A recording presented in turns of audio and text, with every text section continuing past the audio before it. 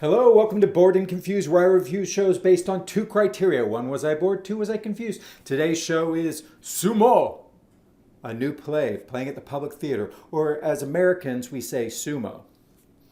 So in my last video, I got some criticism that I was wearing a bathrobe. I was trying to channel a manic depressive episode because I was reviewing a show about bipolar. But anyhow, I got some comments that it was distracting, so I got rid of the robe. I always like to dress in something appropriate for the show I'm reviewing, and so for this one it was either a kimono or a loincloth, and I don't have a kimono. So if you find bare-chested men distracting, then sumo is probably not the play for you, as the actors are dressed in traditional sumo wrestling attire for a good chunk of the play. So what is sumo about? Sumo is kind of a familiar sports story of a young rookie butting heads with the reigning champion and then working his way up and becoming a champion himself. The play begins with a prologue where a sort of Greek chorus comprising of three men enter the space, and they tell us about sumo, the rules of the matches, the hierarchy, the ranking of wrestlers, the place and importance that sumo has in Japanese culture, in the Shinto religion. And it's a lot of information to take in during this prologue. I probably only retained about 50% of it. Then we move into a scene where we meet the rookie and the champion. The rookie is overstepping his bounds, and the champion is being very dismissive of him. But this is a scene where we get a little more exposition, and then we move into another scene where the rookie and another rookie are talking about his experience of meeting the champion, and they let us know that their job as rookies is they don't get to train yet. Their job is just to clean and to watch and to be silent. And we quickly learn that this young rookie, our protagonist, is not into these rules. He's anxious to begin learning, and he doesn't want to have to clean all the time. So this play is very heavy on exposition in the first act. The second act, once we know who these characters are, we then get the more dramatic scenes, which are much more engaging and exciting and fun. Ultimately, the story is about a young man who wants to become a great sumo wrestler. We follow him as he starts out as a rookie, and then he ingratiates himself with the other wrestlers at the studio and with the champion, and he begins to train and he begins to have success, and then ultimately he betrays some of the other wrestlers and finally does make it to the top, where the rookie replaces the teacher and he becomes the champion. And in the final scene, not to give anything away, but the arc of his is that he is a more benevolent champion than the man that trained him. So as I already stated, I struggled a little bit with all of the exposition at the beginning of the show. There's a rule of thumb in writing a play or any kind of narrative storytelling, is that you don't tell the audience the information they need to know until they need to know it. And what this means is you may want to spend the beginning of your play just explaining the whole world of your play, but when someone is just talking at me as an audience member, I have trouble absorbing all of this information. So it's really good to go into the scene and give me just enough information, and then in the scene I will learn more about this world. One thing I was really missing in this play was a really strong inciting incident.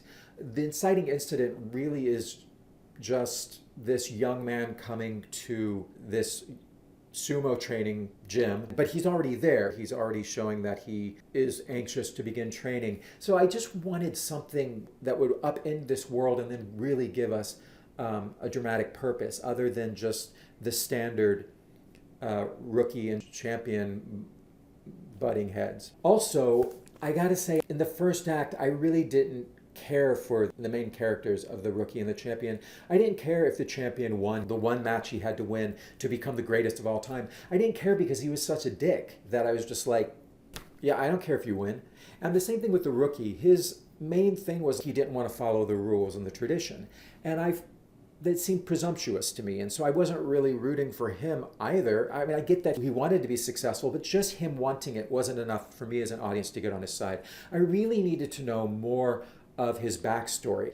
They tell you just a very little bit that he left his mom and came to the studio. And then in the second act, there's a big reveal that actually, okay, spoiler alert, but he reveals that he was actually kicked out of his home. He was abandoned by his mother, which at that point we go, oh, well, that's sad, but it doesn't really hold a lot of weight because I really didn't understand who this character was to begin with. I feel like I learned so little about him other than the fact that he wants to be a great sumo wrestler. And for me, that wasn't enough for me to get on his side. Now, for other people, maybe that's plenty and they're always willing to root for an underdog. I also felt that the usage of the Greek chorus was so strong at the beginning of the play in that prologue, and then they have a really interesting moment where all of the other wrestlers are kind of ignoring the rookie, but then the Greek chorus steps in and they allow us to hear their inner thoughts, and we realize that all of these wrestlers are all dealing with similar insecurities and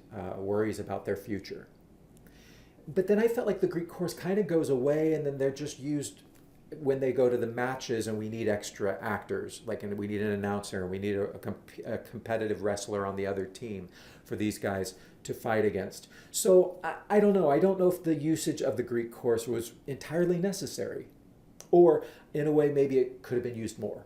Some of my favorite parts of the play were the wrestling matches. I thought they were really beautifully choreographed. These actors are great. Now, you do have to use a little suspension of disbelief because sumo wrestlers, they're huge mountains of flesh, and it's really hard to find these actors, nor would you want an actor to put on that much weight to do a play. That wouldn't be healthy.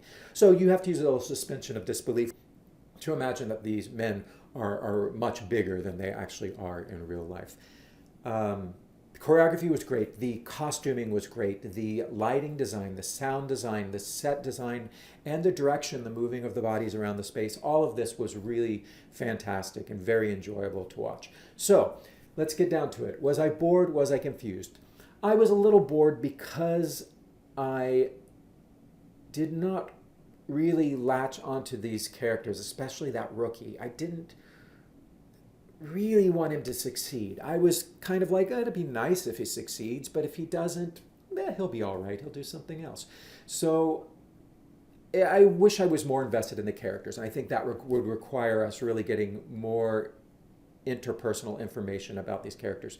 And was I confused? Well, yeah, right from the start I was confused by the amount of exposition that was coming at me. Also, in the second act, there's 6 guys in this sumo gym, and each one of them has their own personalities and their own interpersonal relationships. So there's a lot of human drama going on here. And there was one moment where the other rookie gets kicked out and he has a crisis.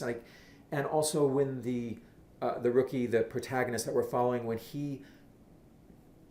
it felt like he betrayed someone, but I didn't quite understand the ins and outs. I never really fully felt like I understood the world that we were in. I always felt like I was kind of looking at a one-step removed version of what it is to be in this world. I did enjoy a lot of the scenes. I enjoyed the whole overall idea of this play. I really enjoyed learning a little bit about sumo, and it's really inspired me to want to learn more. There's study guides that the public theaters put out, so I've been reading some of those, getting a little more informed about sumo. So I think the play is really effective at bringing out that interest in the national sport of Japan. So go check out Sumo. Check it out for the choreography is amazing. It's a beautiful set design. If you're interested in Japanese culture, this is really fascinating. If you're interested in ideas about body expression, size, how we view ourselves, what is considered beautiful. It's an interesting play to really examine those ideas. So I hope you have enjoyed this review and haven't been too distracted, and I will see you at the next one. Don't bore me, don't confuse me.